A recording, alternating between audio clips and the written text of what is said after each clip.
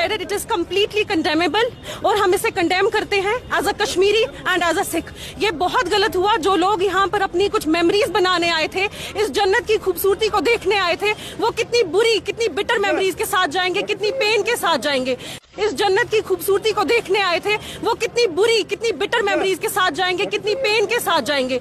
जिन्होंने सोचा होगा कि वो यहाँ से अपने लिए कुछ मेमोरीज कैरी करेंगे, वो मेमोरीज नहीं, अपने लव्ड वंस की डेड बॉडीज कैरी करके जा रहे हैं कॉफिन्स में अपने शोल्डर्स पे। जी जो कल हुआ, as a Sikh, as a Kashmiri मैं उसे कंडेम करती हूँ। सबसे पहले तो एनी एक्ट ऑफ टेरर, किसी भी तरह का वायलेंस, ये कॉवर्डली अटैक है।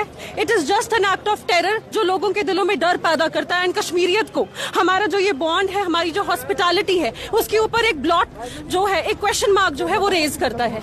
Any act of terror it is completely condemnable और हम इसे कंडेम करते हैं as a Kashmiri and as a Sikh. ये बहुत गलत हुआ। जो लोग यहाँ पर अपनी कुछ मेमोरीज बनाने आए थे, इस जन्नत की खूबसूरती को देखने आए थे, वो कितनी बुरी, कितनी बिटर मेमोरीज के साथ जाएंगे, कितनी पेन के साथ जाएंगे।